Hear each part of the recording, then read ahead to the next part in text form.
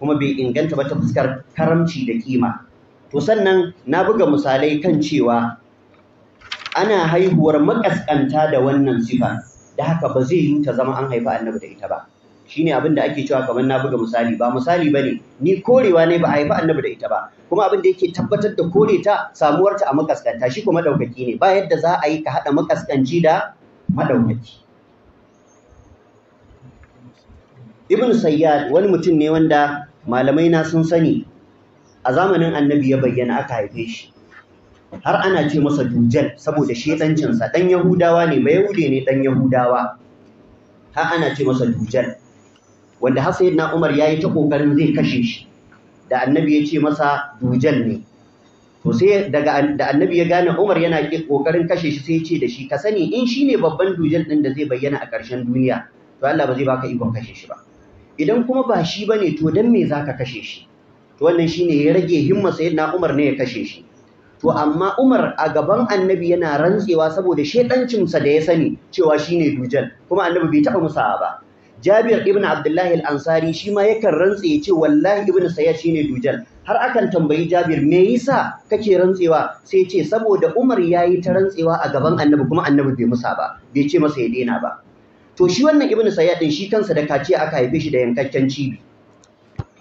Wannan littafin da ke hannuna al-Musannaf ne na al-Imam Ibn Abi Shayba. Ibn Abi Shayba an haife shi hijiran manzon Allah sallallahu alaihi wasallam tana da shekara 159, ya rasu hijira tana da shekara 235. Yau kusan rabonsa da duniya shekara 1200 da makamancin haka. To a cikin wannan littafin na al-Musannaf mujalladi na 11 a shafi na 473 lambar hadisi 38,683 ya kawo hadisi da sanadi yace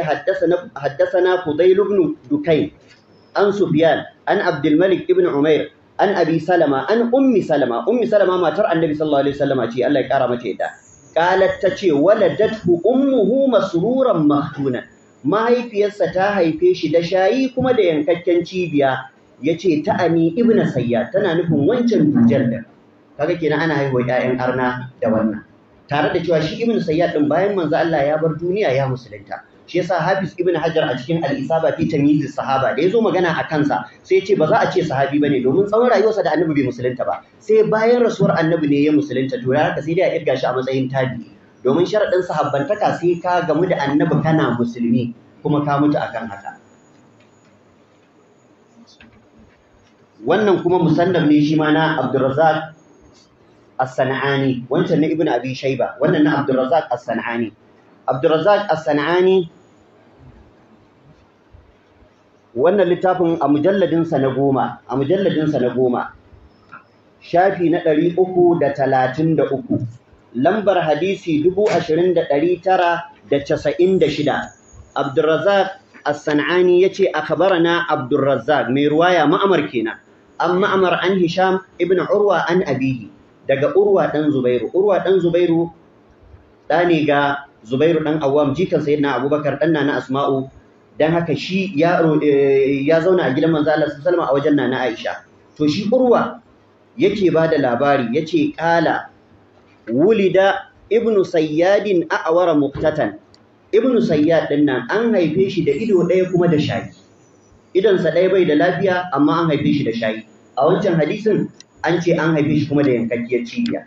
To wannan yana daga cikin dalilai na da na tabbatarwa ba zai haifi manzo Allah sallallahu alaihi wasallam da wannan sifofin ba, domin sifofi ne wanda suke makaskanta da manzo Allah ya fi karfin su sallallahu alaihi wasallam. Wannan littafin da ke hannuna Tabaqatul Kubra ne na Ibn Sa'ad. Tabaqatul Kubra na Ibn Sa'ad. Wannan mujalladi na 7 ne. Wanda shi Ibn Sa'ad ya rasu hijirar manzo Allah tana da shekara 230. Yau sama da shekara 1200 da wani abu da barin sa duniya. To a wannan littafi Ibn Sa'ad a juz'i na 18 kamar yadda na faɗa, juz'i na 8 a shafi na 381 yayi babi yace daman yakan kawo tarjama ne na mutane. A tarjama ta 2019, tarjamar Umaratu ibn Abdullah ya kawo sanadi sai ya ce wa Abdullahi ibn Sayyad allazi wulida maktunan masrura, shi ibn Sayyad wanda ake dai magana shine dai wanda aka haife shi da kaciya da yankakkiyar cibiya. To da haka wannan yana da tabbatar cewa ana haihuwar ƴaƴan kafirai, dan haka manzo Allah ya fi karfin haife shi da wannan sifa.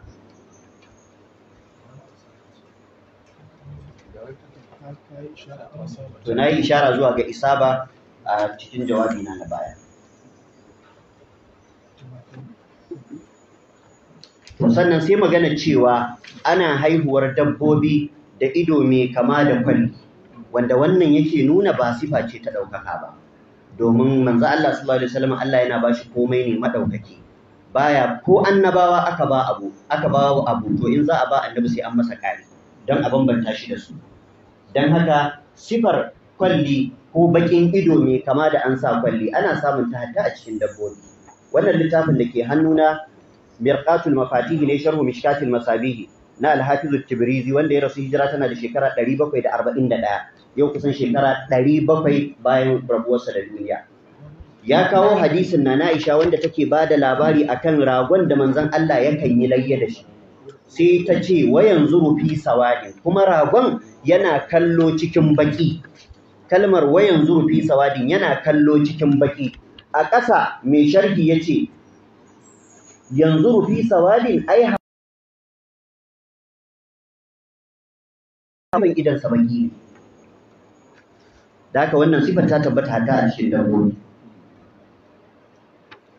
Wannan shi yake da tabbatar da koruwarta ga ma'aiki sallallahu alaihi wa sallam.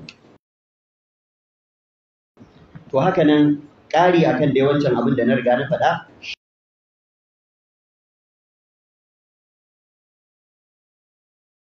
shi sai Muslim na Imam An-Nawawi shi ma ya kawo hadisin sai ya ce wa amma qawluhu fil hadithil akhar, amma faɗin Imam Muslim da yace ya da'u fi sawadin wa yabruku fi sawadin wa yan, annabi ya layye da shi yana durƙusawa, yana tafiya cikin baƙaƙe, yana yin kallo cikin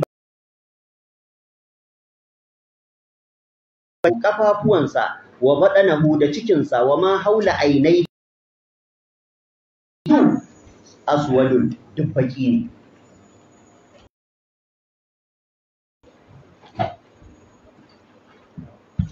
Littafin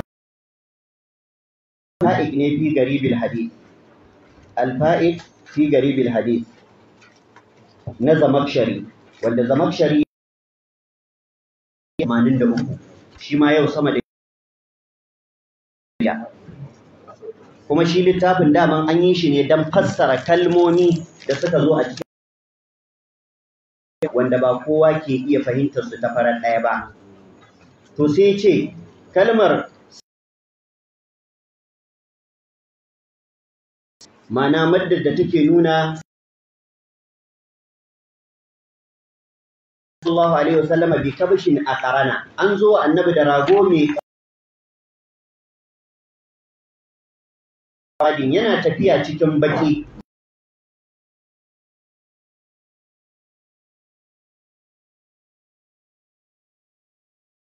Dan ya layya da shi, to shi muke cewa kamar mai kwallin ido.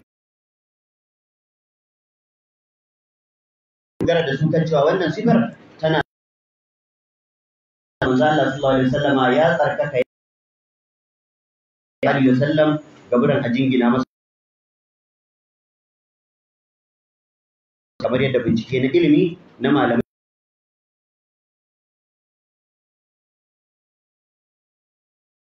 ne amsar da zan bayar dangane da tambaya ta farko. Dan haka ni ba na ba shi da shi, sifofi ne ba na kamala ba. Manzo Allah kuma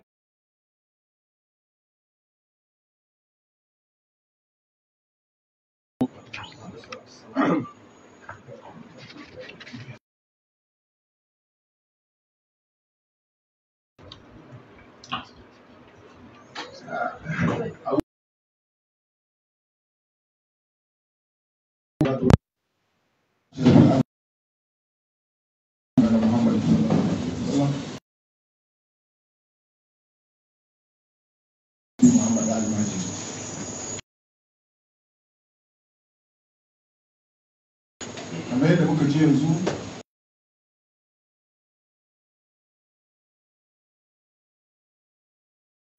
kada masu sauraro ga baki ɗaya don tantance ingancin hadisi ko rashin ingancin sa ba wannan ne zo na da ba. To abu daya da nake so in ta mai da littafan suna ta 10 da kusan duk yawancin malaman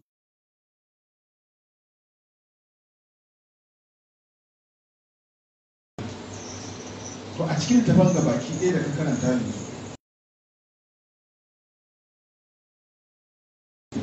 akwai wanda ya ƙara da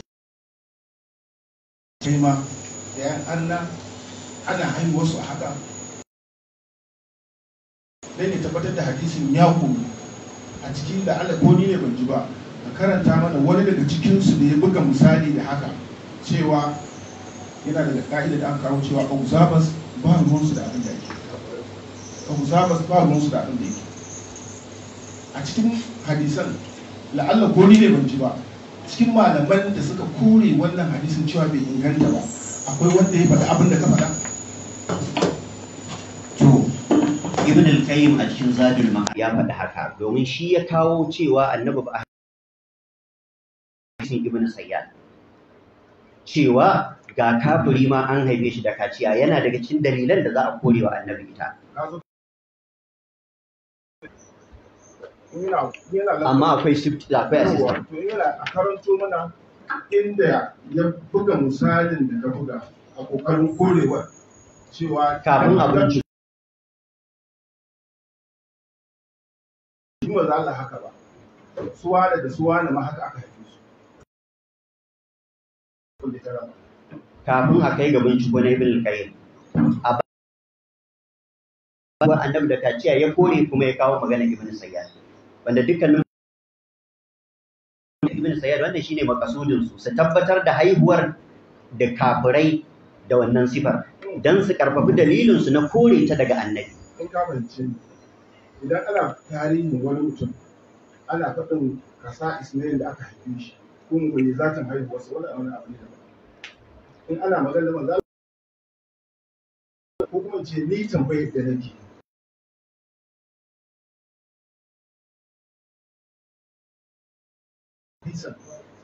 ya kamanta cewa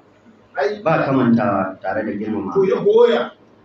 akwai goyawa shine nace za Ibn al-Qayyim za a bude yanzu yawa to kafin a bude na Ibn al-Qayyim ga littafi a hannuna na al-Imam as-Sakawi Alamuddin as-Sakawi al-Misri shekara 642 yana korewa annabawa sifa kuma yace dalili saboda kafirai suna da ita zan karanto wajen a cikin suratul a'raf aya ta 85 wajen fadin Allah madaukakin sarki wa ila madyana akahum shu'aiba qala ya qaumi ibudullaha ma lakum min ilahin ghayru qad ja'atkum bayyinatun min rabbikum sai ce wannan kalmar bayyana abinda aya take nufi dan wanda sako zai je gare su Allah ya ce mun tura wa adawa mutanen madyana dan uwansu annabi shu'aibu yace ya ku mutane na ku bauta wa Allah ba ku da abin bauta koma bayan sa haƙiƙa ni na zo muku da hujja daga wajen ubangiji to shine sai al-Imam Sakawi yace walam yubayyin bayyinata Shu'aib Allah anan bai faɗi mecece mu'jizar Annabi Shu'aib ba wacce ita ce bayyina din sai yace faqila wasu malamai sun ce innahu kana a'ama da makaho ne shi Annabi Shu'aib thumma absara sai idan sa ya bude thumma amiya sannan ya sake makancewa thumma absara sannan idan sa ya sake budewa sai Imam Sakawi yace wa hadha da'if wannan magana ba ta da inganci tana da rauni saboda me yace li annal basara ba'da al-ami ko ba'dal ama domin budewar ido bayan makanta ya kauli nafarin minal muslimina wali nafarin minal kuffari fala yakunu mu'jiza kafirai suna samu musulmai suna samu dan haka ba zai zama mu'jiza annabi ba ina kyautar san ko ba a fito da wannan ba kamar wannan ya wakilce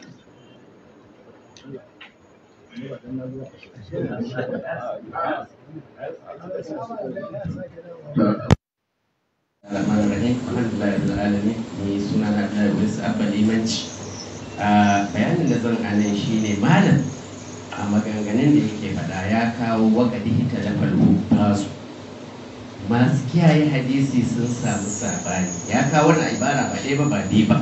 wanda yake nuna cewa magana ce da take akwai sabani kenan tsakanin manyan mahaddata hadisi, ba ɗaya ba ne ya tafi akan wato ba wai sun ittafaqu ne ala mauridin wahidin ba, wanda kuma akwai bambancin fahimta a tsakanin malaman hadisi game da in an samu sabani a game da ingancin hadisi ko rashin ingancinsa. Abu na farko kenan, wanda wani lokacin sau da yawa akwai wurare da yawa da malamai na hadisi sukan kyale ma maganar mafi yawa su dauki maganar kaɗan. Misali kamar hadisin wai za ka ra'a fa'ansidu,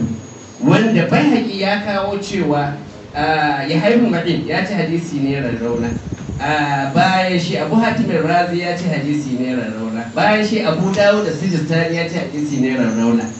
bayan nan Daraqutni ma ya ci hadisi ne rarrauna. Amma sai ga mutum biyu kaɗai sun ce hadisi ne ingantacce, Muslim da Ibn Huzaima, kuma anan malamai suka ce maganar su biyun nan tafirin jayi. Abinda nake so a irin nan a rinka tsayawa ana dubawa. Sannan gashi wato Dimishki, Ibn Nasiruddin Dimishki ya faɗa a littafin Jami'ul Asar cewa maganar an haifi annabi sallallahu alaihi wasallam da kaciya ko ba da kaciya ba, an tambayi Imam Ahmad amma ya tawakkufi a kanta. To tambayar da nake anan shine, Imam Ahmad zai tawakkufi ne akan saboda ga hadisi mawru'i ya zo, hadisi mawru'i ne yasa Imam Ahmad ya ki bin abinda hadisai tabbatattu suka zo da shi, ko kaka ko Imam Ahmad bai san hadisi ba. Wannan ni ita ce tambaya ta. Sannan dangane da tarihi nake kaunar malam ya himma ya ƙara karanta tarihi, kamar Sahawi yanzu da ya faɗi cewa yau fati kaza almajirin ta Ibn Hajar al-Asqalani ne, wanda Ibn Hajar al-Asqalani yau fati 852, amma shi wannan ya faɗi yau fati 600 da wani abu. Abinda aka sani a tarihance shi ya yi wa fati hijira ta 902 ko da 5 ko da 2 ko da 5, shine Alamuddin Sahawi ya yi wafati, ko alƙali iyar 544 ne ya yi wafati, ba 800 da wani abu. Yawan wafatinsa shekaru wajen 900 ne, ba yadda malam yake faɗa ba. Allah ya taimaka. Allah ya gafata malam, Allah ya saka da alheri. Wannan mudakara da farko na karbi tuntuban harshe da na yi a cikin karatuna bayan na yi murajaarsa game da tarihin rasuwar alƙadiyyar. Alƙadiyyar ya rasu shekara ta 544.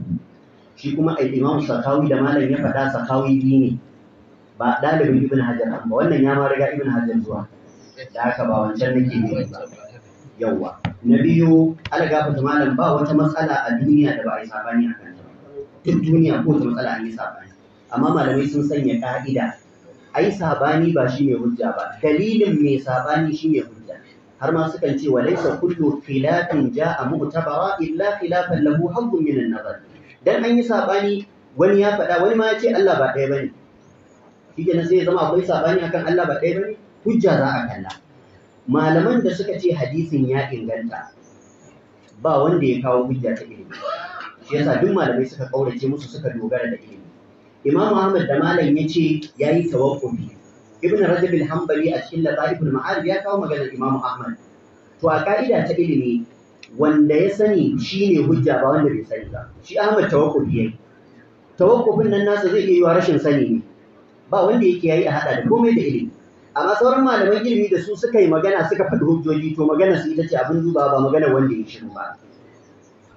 To wannan shine amsa game da tambayoyin da malam yayi. In dama ta bamu, za mu iya kawo maganganun malaman da suka rinjayar da raunin hadisin, har ma ƙaryarsa, wanda har daga ciki ma akwai sufaye wanda da su na fara cewa ma kazibun, ƙarya ne ba a ma yi shi ba. Wannan a ilmance kenan. To daga cikin waɗanda suka ce hadisin bai inganta ba, akwai Ibn Adi a cikin littafin Al-Kamil fi du'afa ar-rijal, ya ce hadisi ne mai rauni. Akwai Ibn Abdul Barri a cikin Al-Istiab, akwai Ibn al-Jawzi a cikin Al-Wafa nasa, akwai Ibn Adim, Kamaluddin Ibn al-Adim, akwai Az-Zahabi, Shamsuddin kenan, akwai Ibn al-Qayyim al-Jawziya akwai ibn kasir a cikin al-bidaya wan nihaya, akwai ibn al-mulaqqin wanda mun karanta maganarsa, akwai hafizul iraqi, akwai hafizu al-maqrizi, akwai ibn hajar al-haytami mun karanta maganarsa, akwai al-qastalani, akwai ibn abidin din mun karanta maganarsu, akwai muhammad ahmad abdussalam, akwai abdullahi ibn muhammad ibn siddiq al-gumari mun karanta maganarsa, akwai sheikh muhammad nasiruddin al-albani a cikin silsilatu ahadith sahiha a da'ifa, shi ma ya ce wannan. Kaga akalla wajen malamai 12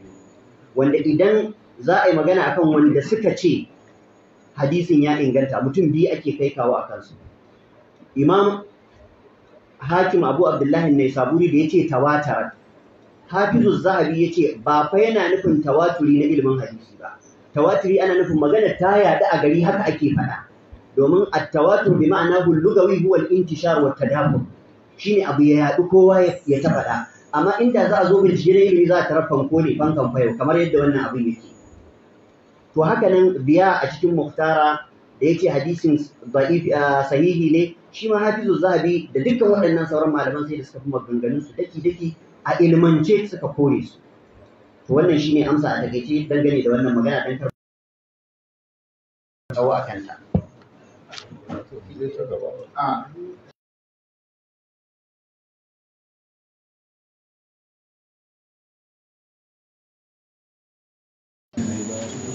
Cewa ka fahimci cewa hatta Allah tabaraka wa ta'ala an yi saɓani. Haka ya samu wata matsala da ba a yi saɓani, wani ya tabbatar da ita, wani ya kore ita. Saboda haka wannan ba shi ne zaman mu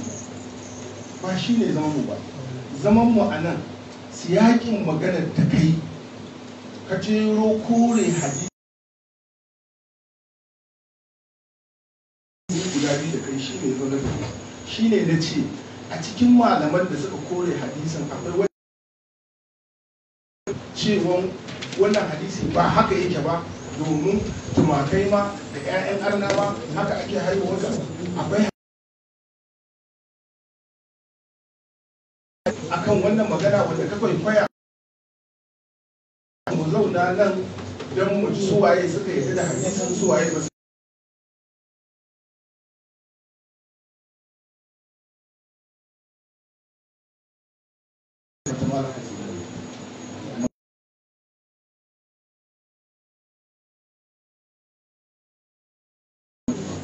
saboda tsoron hatta kalma idan tana da fuska ɗaya ya ayyuhal ladzina amanu la taqulu ra'ina wa qulu, Allah ya nuna mana ladabi ce, kar ai magana kafin yi magana, kar ba za a kamanta shi da manzo Allah sallallahu alaihi wasallam. Kuma sannan idan mun koma maganar ka ta Hausa ka fassara, Hausawa idan an yi Hausa suna kare kalmar lafazin isyaƙin zancen da kai ba korewa a ciki. Rubuce a kan cewa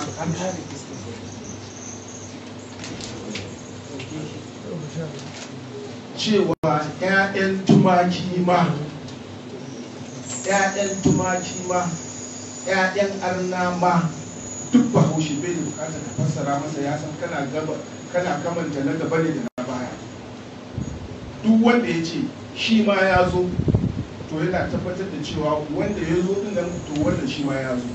shi ma bai yi ba, haka ma da shi ma magana ce ta Hausa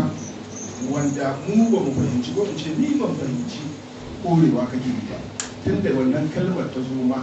akwai a matsayin ka na Bahaushe akwai usulubin da za ka yi wanda zai tabbatar wa jama'a cewa korewa kai. To amma tun da baka yi wannan usulubin ba, kuma a cikin malaman nan ka kawo malami sama da 11 wanda duk sun kore wannan hadisi, sun ce bai inganta a wajen su ba, domin zalika mablagu min al-ilm, kamar yadda bai inganta a wajen su ba ya inganta a wajen wasu malamai. To ba shine ya zauna da mu ba. Shin akwai wani malami a kokarin nuna hadisin nan bai inganta ba yayi irin abin da kai? To tare da girmamawa, tare da ka'ida ta tattaunawa ta ce babu maimaita tambaya, amma naga kamar ana ta maimaita ta. Ai amsa ce muka bani. Sha kai bari a dubo littafin. Yawa, Allah ya Ai da gama. ma ba gama ta aka. Sha kai bari in dubo littafin. Ana duba littafi algatu da har a ƙarshe ma za a iya kawo. Yawwa ba. Abinda nake so in sake maimaitawa, ni korewa nake ba tabbatarwa nake ba. da tabbatarwa nake shine na kamanta amma mutane annabi bai da shi na faɗi wannan na nanata duk wannan littattafan da na kawo akan annabi bai da wannan ne to kuma ya za a ce na kamanta abin da babu ana kamanta shi ya zama jayayya kuma an ce ba babu haka muka ya yi zama ba mukabala shi ne ba mukabala muka ce ba in kuma mukabala ce sai a baka kai da shi ce kawai ka gani ya kawo hujjojinsa da dalilai ya kore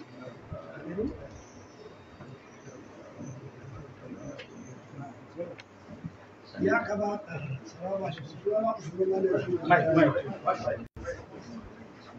sunana Usman Malam Shubu Kurani.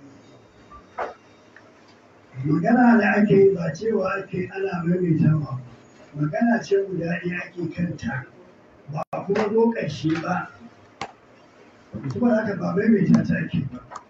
Wannan magana da Masu Haifara ya nemi ka kawo hadisan da suka tabbatar da cewa wannan abu babu shaye-shaye shi kawai ake nema amma ba da tabai da aka an kaza ba shi wannan hujja ne kawai ake so a nema ba in ka faɗe ta kawai sai a shigo ba in baka faɗe ta ba mutum ba zai iya ta ma tambaya inda amsa da sai ka bayar in babu amsa kuma shi alkamalu lillahi Allah ya gafarta malam ai duk tun daga farko zuwa yanzu hadisan ne ta kawo wanda babu nake ta korewa abin da ya rage a cikin siyakin zance na bayan na korewa annabi wannan sifar dalilin karfafa korewar shine samuwarta a dabbobi samuwarta a kafirai na kawo littafi ɗaya wanda malami magabaci sama da shekara 800 yana korewa annabi Shu'aibu wata mu'ujiza yace dalilin da yasa ba za ta tabbata ba saboda kafirai ma suna da ita yanzu abin da ya rage shine in kawo Ibn al-Qayyim wanda shi ma a siyakin kore kaciya ya kawo Ibn Sayyad shine yanzu muke dubawa tare da girmamawa takaddar da muke karantawa fa yanzu tambayoyinta sun canja da tambayoyin da kuka rubuta wanda aka fara turo mu an canja tambayoyin a nan tabbatar min ake amma a can korewa na yi kuma korewa aka rubuta mu zan so tare da girmamawa da gida zai dawo da waɗancan tambayoyin da kwamiti suka tantance su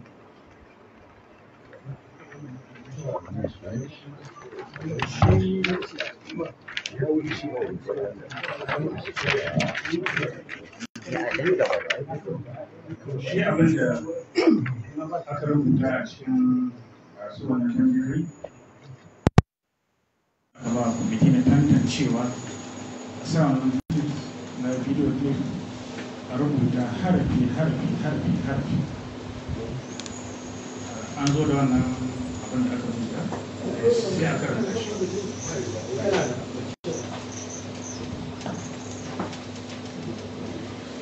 zai yi bayani mai girma waziri wannan tambaya ta farko ai da'awa ce ba wai ana kotun maganar ka bane da'awa ce ga da'awar da suka yi a shi ne kai kuma za ka ba da amsa a kai amma ba wai magana ka aka da'awar da aka yi wanda suka kawo hujja ita ce da aka rubuta yau ce ne ba ce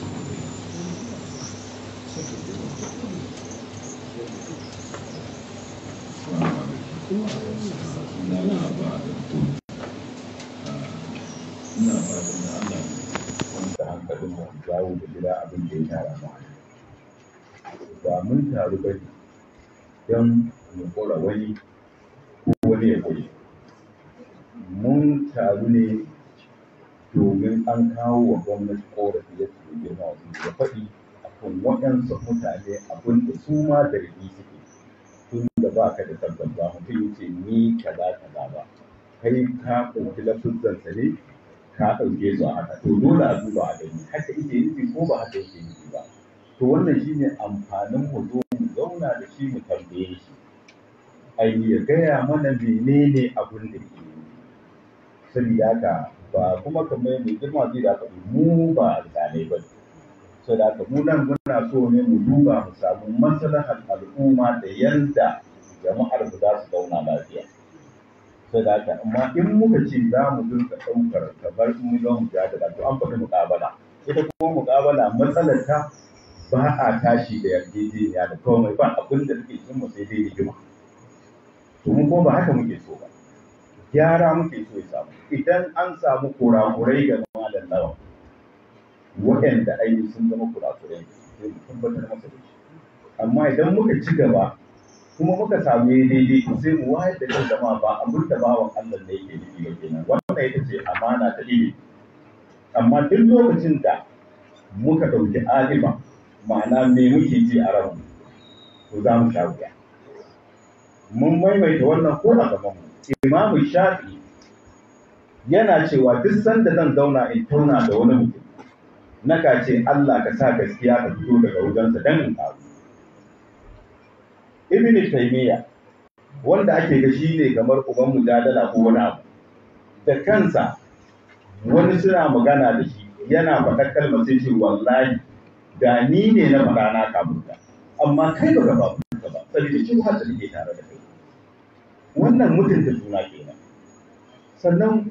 matsalolin rabe-raben ba fa za ta ƙare da irin waɗannan ba mu yi ƙoƙari don Allah mu dinka sa aini wato insafi da kuma yadda za mu tausasa wa kanmu musibu sun mana yawa wannan to da aka ya kamata in mutum ya kuskure kowa ya zo mutum ba tare da wani abu har Allah ya sa a ga cewa idan Allah ya sa an samu kuskure ko wani abu ba daidai ba kuma sai mu zo mu gyara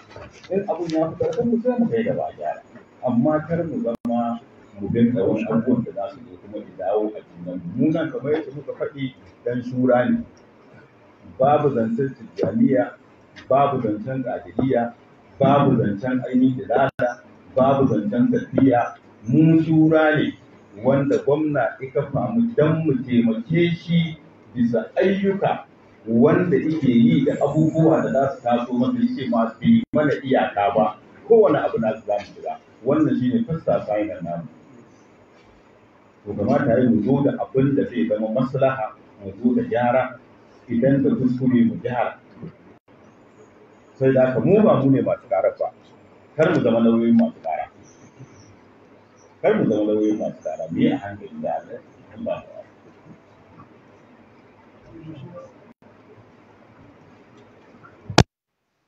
الرحمن الرحيم وصلى الله وسلم على نبينا محمد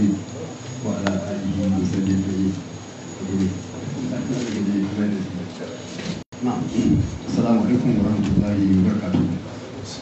to kamar da aka faɗi ina riga na ɗauka taron da namu kuma duk mun yarda taro ne na nasiha wa juna da cin hankalin juna da faɗakar da juna da ƙara wa juna ilimi ba muƙabala ba ce ba zariya ba ce babban abin da zara mana gurin wasu al'umma ne wasu maganganu na bawan Allah nan malam lawan ita da hankalinsu suka taho wajen gwamna ta shiga hankali suna ganin wannan abubuwan da su cancanta a faɗin su mai kema gwamna ya turo mana wannan a yi aikin nan saboda Allah a tantance a ga me ake cewa wani abin da aka faɗa yana kan hanya ne ko baya kan hanya to babban magana ita ce tun daga al'umma sun taho a guje haka sun san wani abu ya taɓa wani abin tarbiyyarsu ya taɓa wani abu ne yadda ainihin ake tafi da rayuwarsu saboda a kano tafi su bin lahi wanda zai magana in dai a janibin manzan Allah ne sallallahu alaihi wasallam yana kafa da kyau saboda ne saboda irin tarbiyyar da malamin Kano suka dora al'umma Kano a kai duk wani abu da ya shafi ma'aikin Allah sallallahu alaihi wasallam duk ingancinsa